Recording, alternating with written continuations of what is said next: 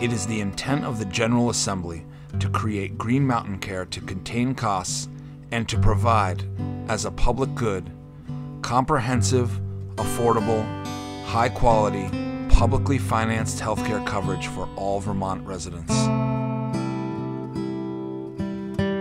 I love Vermont. I'll never leave Vermont. It's a place that's different, that I think can make that change, can do that. It can look at what we have in terms of our responsibility to keep people healthy and to take care of them when they're sick and not depend on a system that's broken.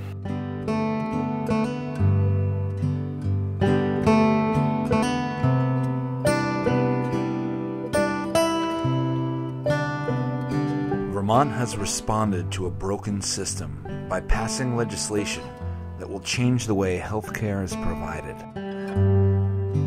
We have, at the moment, both a population that's in favor of improving the healthcare system, we have a governor, we have the legislature, and we actually have institutions, and I include Fletcher Allen in that, who really want to make changes that will be for the benefit of everybody. They're not going to be easy, and everybody isn't going to be happy, but I do think we have such a good opportunity at the moment to make the right changes that will improve the health outcomes and experiences of patients, and will make it possible for those of us who like to participate in providing some of that health care to want to continue to work and live in this wonderful state. As a community, Vermont has an opportunity to create a healthcare system that works, with healthcare that all of us will have access to, healthcare that all of us will be responsible for, healthcare prescribed for Vermonters by the doctors in our community. The important thing to me is that if you have a practice that is responsible for community, as ours is in Windsor, then the goal is to make sure you meet those needs. And I think that the financial incentives about practice size, about how many patients you see, are pointless. You should accept that we have a professional desire and a personal desire to do the right thing by our patients, and pay us accordingly. And I haven't seen. There are probably lazy physicians, and I'm sure they're dishonest physicians, but there's not very many in Vermont, and there's certainly none in our town. We should have a right to health care, but not in the absence of responsibility. Thrift is a good Vermont virtue. We're a thrifty state, we're a thrifty people. Thrift is a virtue, and that's really the tack we need to take. You know, Vermonters, they're community-based, they care about each other, they know most Vermonters know the current healthcare system. All they have to do is look at their insurance costs or their deductibles or their co-pays, and they know that things are not working. And I think, based on what's happened in the last year or two in Vermont, that they're ready to change, and they're just expecting the leaders to make that change happen. The change to our existing system should be rooted in achieving the best patient care. Our leaders need to make the change with the patients in mind and not allow corporate influence to dictate the policies that govern our healthcare system. But in order for that to happen, we have to have input from a lot of people, and that includes patients and institutions, but I think physicians' input is really critical to how this process will be set up. They're the ones who are delivering the health care, and they are the ones who work with patients and know what the needs are. So I think we must ensure that they are part of the process. And as physicians, it's our responsibility to take the time and make sure we are part of the process as well. I mean, we need partnerships between payers, insurers, the public, the patients, physicians, the other healthcare professionals, in order to get a really good system. My name is Bruce Wyszynski. I have cystic fibrosis, and I've grown up in Vermont since I was, I think, 3.5. Vermont, in particular, has been really good for me and for anybody with CF growing up, because the state of Vermont, I think it might be the only state in the country, has, first of all, it has a really good CF program, but it has a program in the Department of Health called Children with Special Health Needs. And people with cystic fibrosis fall into that category of having special health needs, children. So the state of Vermont, what they would do is they would pick up any kind of bill that would happen to do with cystic fibrosis. Vermont has done so much already. We insure everybody up to age 18. Okay. We have very liberal Medicaid benefits. We have a Catamount plan. I take more medicine in about 2 months than I make working full-time in 1 year. A resident of Vermont earned an average income of $41,578 in 2011. Bruce, a resident who suffers from cystic fibrosis, accrued $61,658 in prescriptions alone the same year. This is now affecting the majority of the middle class as far as costs. An enormous amount of money, and it's not all being spent on health care. In fact, only around 70% of that is being spent. The rest is administration, paperwork, and profit. I think that the drug companies have really found out that if you hire somebody at Mount Scottney or at Dartmouth to give a few dinners, to talk about a medication and play it up, and I've been invited to those dinners and have gone to those dinners, they know exactly what it's going to cost them for their costs up front, and how many, I think it's like $400,000 or $700,000 in a given area they can expect, $100,000 they can expect to make on that drug in that area, so it's clearly worth their doing. Is this about the patient, or is this about the money? The whole notion of having to borrow such incredible amounts of money, hundreds of thousands of dollars a year, to become a physician strikes me as stupid. The way physicians are practicing medicine is just not working in the modern age.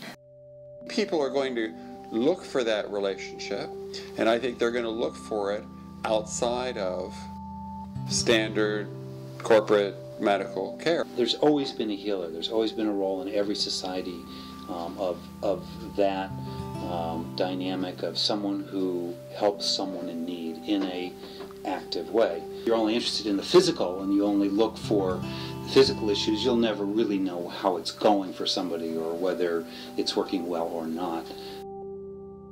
The structure of corporate healthcare places a premium on the volume of patients and the frequency of testing and procedures. People are really anxious for two things. One is access, and the other is the relationship. The relationship between the doctor and the patient is paramount. It is the catalyst for high-quality care. They always say, if it was your child or your mother, what would you do? And then and we say, if this were my child, this is what I would pick. And that will trump any of the studies that I can bring out. I don't think the quality measures that we're being asked to live up to now measure that. I mean, they're measuring how often we wash our hands. That's not even a quality measure. Of course, the baseline should be that everybody washes their hands, and now let's actually really talk about quality. Paperwork to justify what we do has become overvalued, and the interaction between the patient and healthcare provider suffers as a result.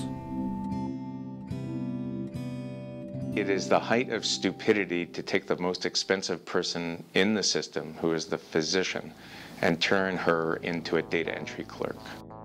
A patient doesn't receive the most effective care when recommendations for screening and treatments are based on a quota. You have your insurance guy saying, oh, you know, you got to treat every cholesterol that's above 200, and you have a lawyer saying, what do you mean you didn't, you know, put that person on Lipitor? So the details have been taken as fact and the absolute, you know, need of all patients, and there's no wiggle room. So all of, submitting bills for all these requires a lot of administrative capacity. And all the rules and regulations require, you to hire people to figure out, okay, I've got to call this one for that MRI and that sort of thing. And you just in order to order a test. All that administrative burden, so on the payer end and the provider end, is 31 cents on the healthcare dollar. If we had a uniform benefit package, everyone was covered with a uniform benefit package, we knew how much each doctor and hospital they were going to be paid a uniform rate, we could reduce that. There are some studies that show as much as cut it in half. So there's been sort of a range of savings. But every single study that's been done on looking at what would happen if we had a uniform Medicare for all kind of system, where you expanded the benefit package and extended it from birth to death, we could cover everyone with comprehensive benefits for less money than we're currently spending. Some, if you look in terms of Vermont, Dr. William Shao, the Harvard economist who designed the system in Taiwan, by the way, he assessed that we would save $500 million that could then be reinvested. That's just in Vermont. That could be reinvested into the medical care and primary care and prevention that we would want. What I tried to leave was corporate medicine. And I'm worried that, like the kind of negative side of the drug companies, because I think they have very positive, important sides as well, the corporate medicine has gotten much more preoccupied with making money to support not only physicians, nurses, and other direct patient care people, but a vast number of bureaucrats with great integrity, but a vast number of them who are doing things to make sure we have adequate privacy, to make sure that we're able to bill all the different insurance companies. We've created this massive monster that's got to be fed of well-meaning people working hard, but who are really not doing things which really affect patient care. And I would say that side of that particular monster has learned that the more regulations, the more rules, the more procedures, the more issues around privacy and so forth it creates, the more it has to be fed, or the bigger it can grow. And that has me very concerned, and that's one of the things I really wanted to leave. Well, the primary reason I'm involved in this, I think, is different than the primary reason we will eventually get reform. The primary reason I'm in this is because I see this as an atrocity, that we allow people to die of preventable illnesses, that had they gotten care earlier or continuous care, that they would not have died. I saw young people die of diabetes in their 20s. They had type 1 diabetes, juvenile diabetes, formerly known, and these folks, really couldn't get continuous care. And that's really what we're seeing, is this churning in and out. And so when you see that as a physician and you're taking care of patients that you get attached to, and you realize they can't afford to get the care in a system where we're spending twice as much as any other country, and if we spent the money differently, we could manage to cover them all. The large salaries of CEOs of insurance companies, pharmaceutical companies, and corporate hospitals add to the financial burden of patients and the community. One of my patients had a heart attack, MI, and she was in the ICU, and she had no health insurance. And the people from the billing office actually came up and asked her how she was going to pay the bill, but she was still in the ICU. That is criminal. With profit regulated in healthcare, affordable coverage would be available to all Vermonters. Insurance companies are run by banks, and the people who insure automobiles and houses. What do they have to do with healthcare? Nothing, as far as I'm concerned. The largest number of bankruptcies in this country are due to people who have medical insurance and go get medical care for probably mostly chronic severe conditions, and go into hock because they can't afford it, and they're the ones with insurance. We don't need insurance companies right now in our Medicare system. We may need them to administer claims, but we don't need them to insure us. What we need is basically a fund that is financed by all of us that directly pays for health care. We don't need a middleman in health care. It is not necessary. We really can fix this. We're paying the whole bill anyway. We're paying every single penny of it. What we need to do is collect it in a much more rational way and spend it more effectively. Less money on paperwork and more money on health care. I'm for everybody having access and everybody having health insurance. But there is a price to pay for that, and that is you're going to start to feel some pain. And you're going to feel it in certain ways. One is you'll feel it in your taxes if you're a citizen. If you're a doctor, you'll feel it in your income, perhaps. Okay, especially if you're a high-paid specialist. This is just not going to continue in the same way. And people say, the orthopedists say, oh, we'll leave the state. And I say, actually, that's part of the solution.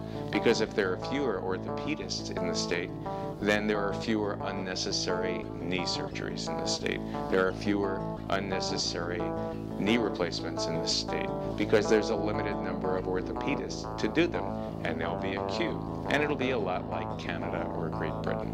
And we will have equivalent health outcomes at a lower cost. It's not that I want to only be able to spend 10 minutes with a 78-year-old who's just come out of the hospital with heart failure, who has COPD, who's really worried about taking care of his wife who has dementia. I want to spend more than 10 minutes with that person. And I should spend more than 10 minutes.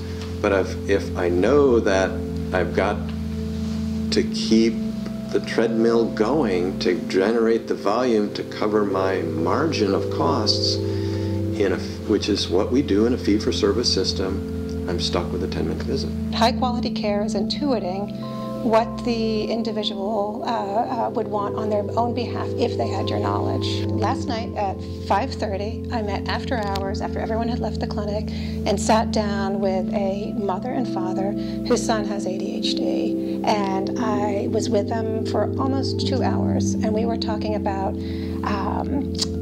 how he had been in special ed and didn't want his son to go through that, how she had seen people on medication that had misused it, and it took 2 solid hours to talk and listen and to go over why their third grader needs to be on ADHD medication. How am I going to improve the quality of care I have for my patients? Even if it wasn't a dollar figure, it is it's kind of the emotional, it's kind of the emotional part, because every doctor I've worked with, and I work with some of the best family doctors in Vermont, and talk to a lot of them, when they're in that exam room, let's say they have an afternoon, 1 to 5, they're seeing patients 1 to 5. That period of time from 1 to 5 is the best period of time in their lives. My focus and effort is much more on the quality of what I'm able to do, and I'm not trying to sort of, I'm not having to worry about getting through patients really quickly. I'm not having to, there's a lot of political things, parts of being in a big organization that I don't have to spend time dealing with. I can just really focus on the patient-oriented stuff, and that works. There are many things that a lot of people do without, which they will not do without, under a system with a guaranteed benefit package for every Vermonter. Vermont is making progress, and we need to capitalize on this momentum. To improve our healthcare system, patient care must be at the forefront. Excessive paperwork and negotiations with insurance providers and hospital administration hinder doctors from prioritizing their patients.